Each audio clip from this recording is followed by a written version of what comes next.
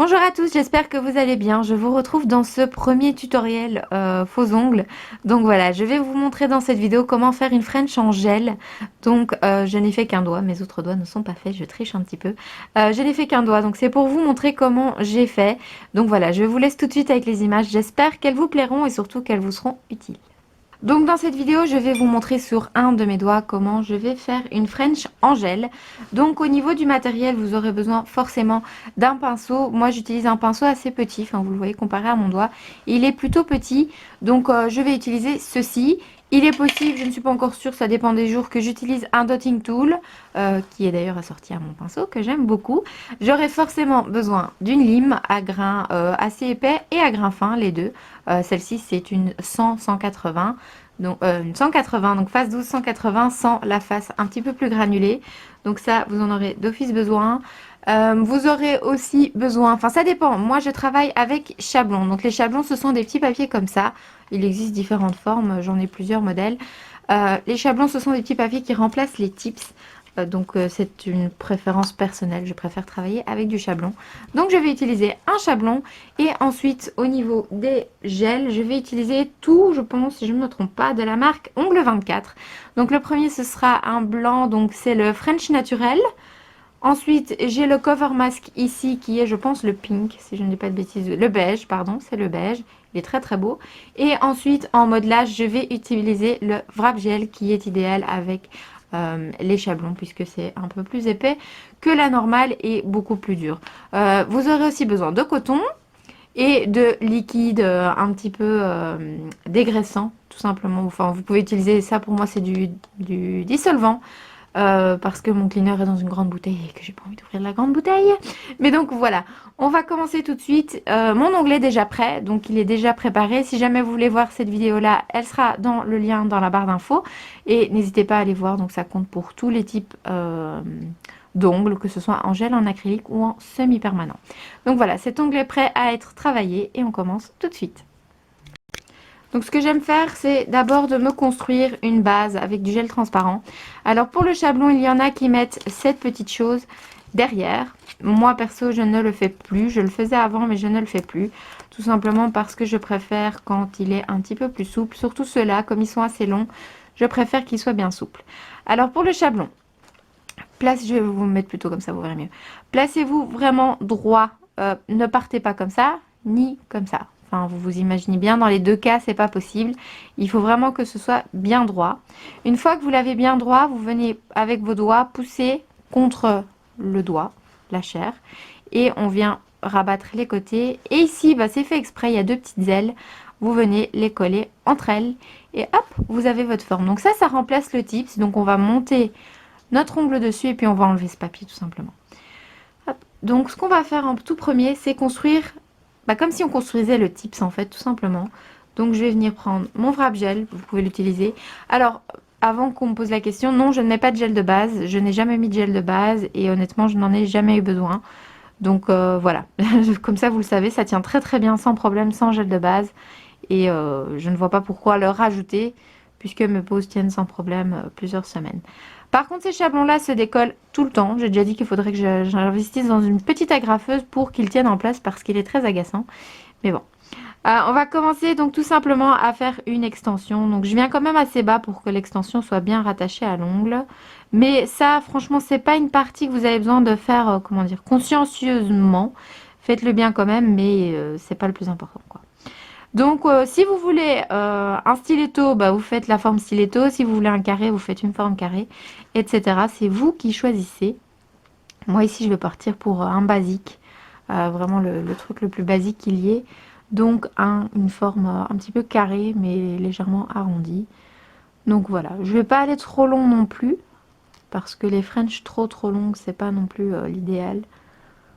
Surtout qu'en général, quand on fait une French, c'est qu'on est plutôt discret. Donc on va pas le faire trop long. Hop. Voilà, vous avez votre forme ici sur le chablon, s'il veut bien focuser. Voilà. Vous allez mettre ça 2 minutes dans la lampe UV, histoire que ça durcisse. Voilà, une fois que le gel a durci, on va pouvoir enlever le chablon. Donc vous enlevez les petits bords ici, vous décollez du doigt, et puis après vous pincez, tout simplement, et vous tirez vers le bas.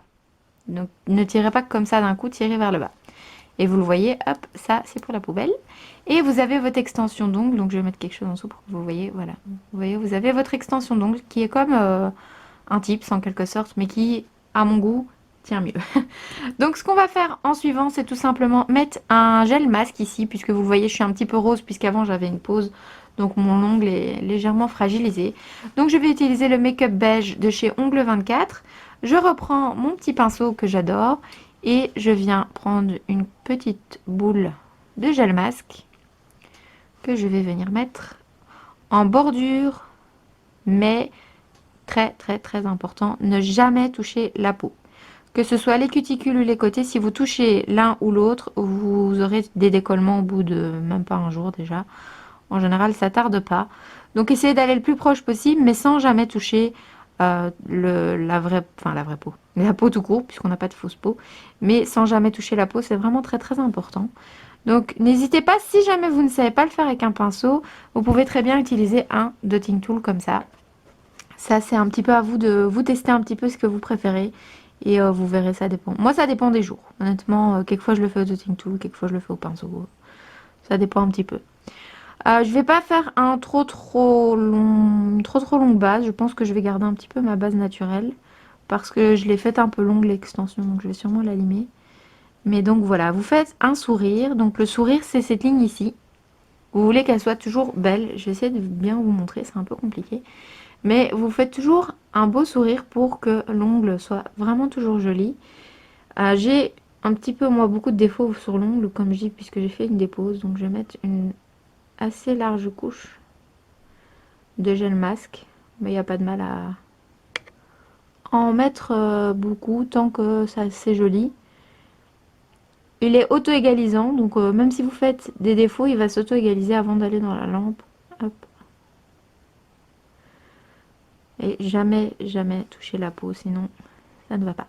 Ce que vous pouvez faire avant de le mettre dans la lampe, c'est de réégaliser un petit peu le sourire, légèrement. Si vous avez un peu bavé.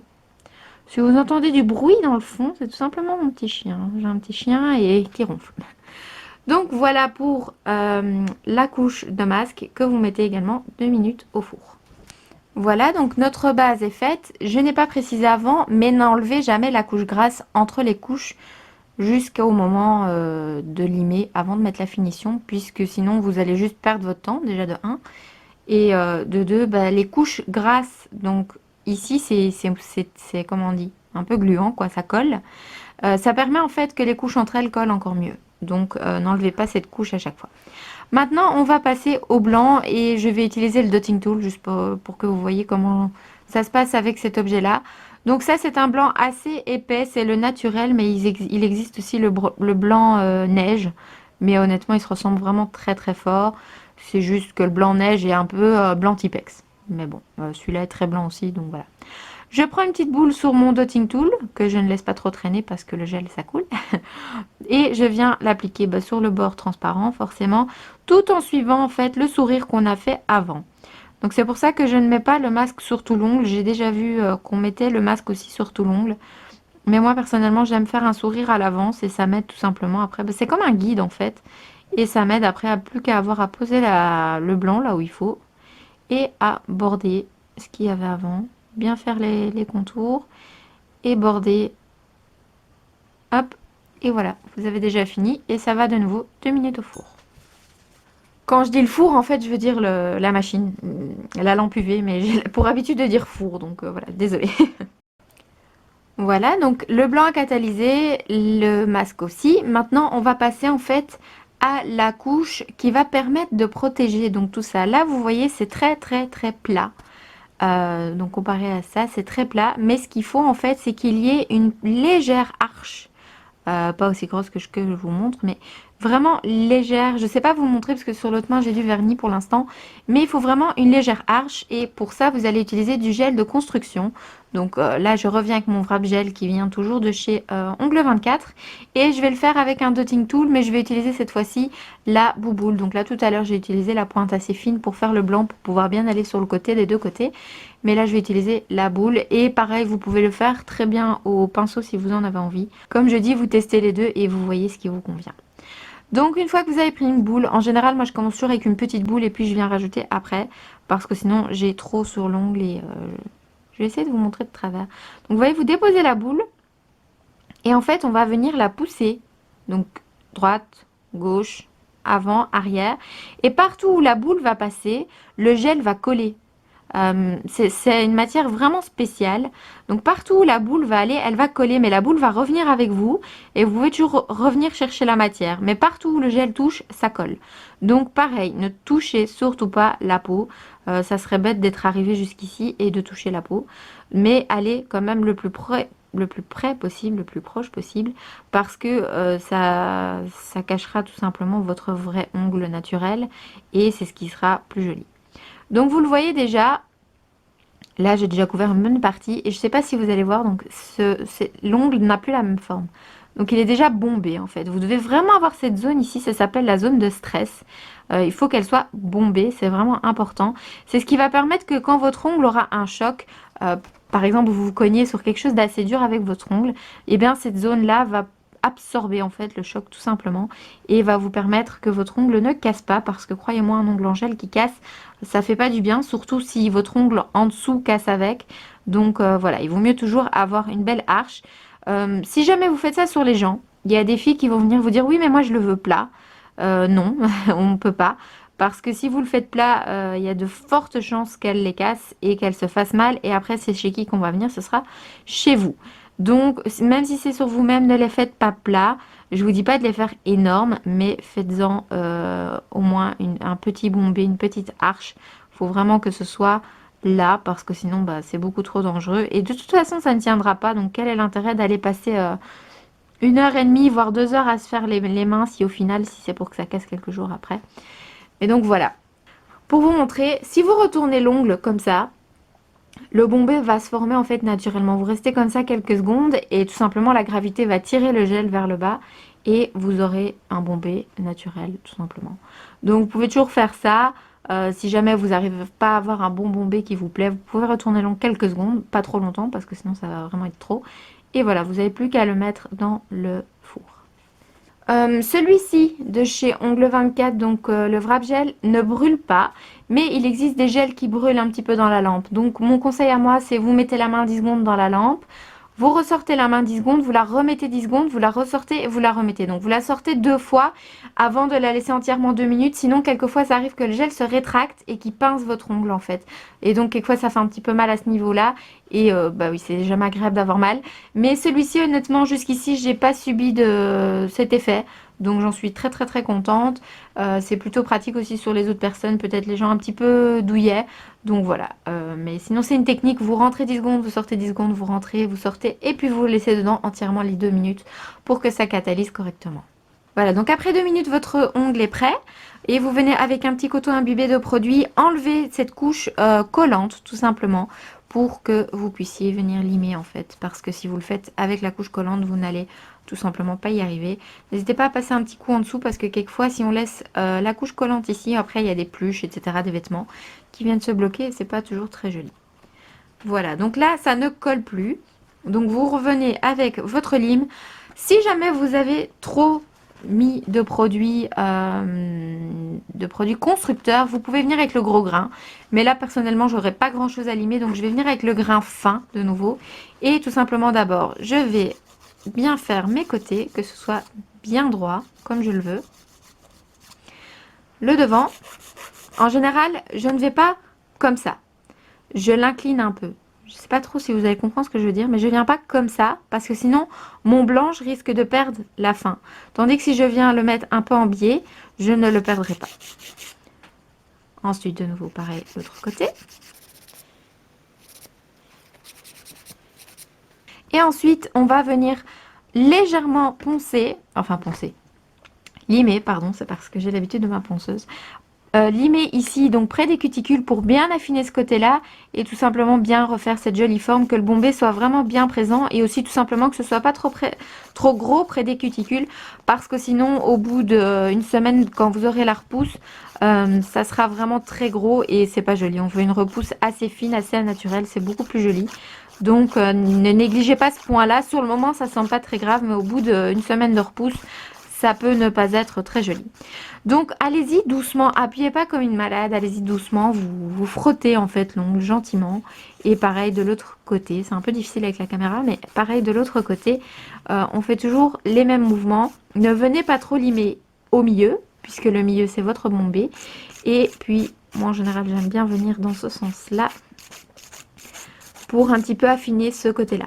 En général, on dit que la grosseur, l'épaisseur de l'ongle, quand vous le regardez comme ça, doit avoir l'épaisseur d'une carte de banque. Donc voilà, comme ça vous le savez. Si jamais vous l'avez fait trop épais, vous pouvez venir arranger ça à ce moment-ci. C'est maintenant ou jamais de toute façon, puisque ensuite ça va être le nail art si jamais vous voulez faire du nail art ou mettre un strass ou quelque chose comme ça. Et ensuite ben, on passe à la couche de finition tout simplement. Donc on a déjà fini. C'est assez rapide une fois que vous avez les gestes. Franchement vous ne mettrez plus très longtemps à les faire. Donc voilà, faut s'entraîner, s'entraîner et s'entraîner.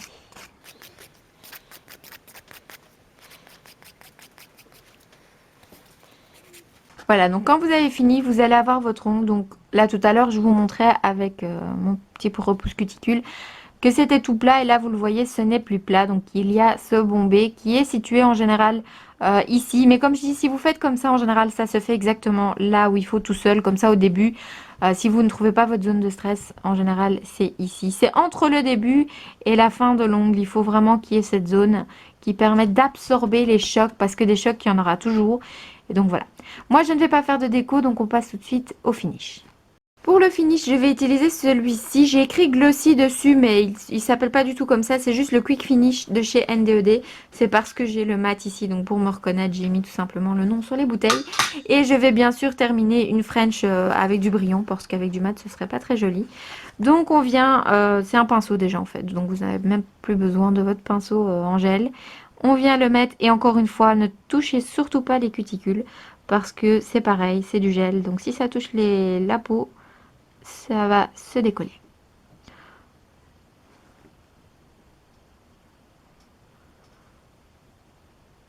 Petit conseil, border toujours l'ongle. Donc faire ceci, ça s'appelle border l'ongle. C'est tout simplement pour qu'il n'y ait pas de démarcation, et aussi ça évitera que ça se décolle plus facilement, donc la couche de finition. Celui-ci, il va 2 fois 2 minutes au four, donc 4 minutes au total. Voilà, au bout des 4 minutes, on revient avec un coton imbibé de cleaner ou de dissolvant sans acétone. Enlevez la couche de dispersion, puisqu'il y en a une également sur ce finish-ci. Il y a des finishes qui ne l'ont pas, mais celui-là, il l'a malheureusement. Donc il faut enlever cette couche-là. Et voilà, vous avez fini. Il vous reste plus qu'à mettre un petit peu d'huile à cuticule. Ici, c'est une huile à cuticule de chez Reed Nails qui sent la vanille, si je ne dis pas de bêtises, vanille ou coco, je ne sais plus trop. On vient appliquer, hop, bordure de cuticule, et j'en mets aussi un petit peu derrière moi en général, surtout si l'ongle avant il était court, ça lui fera du bien. On vient un petit peu massager, et on vient un petit peu rentrer tout ça dans l'ongle, et voilà, on a fini. Là.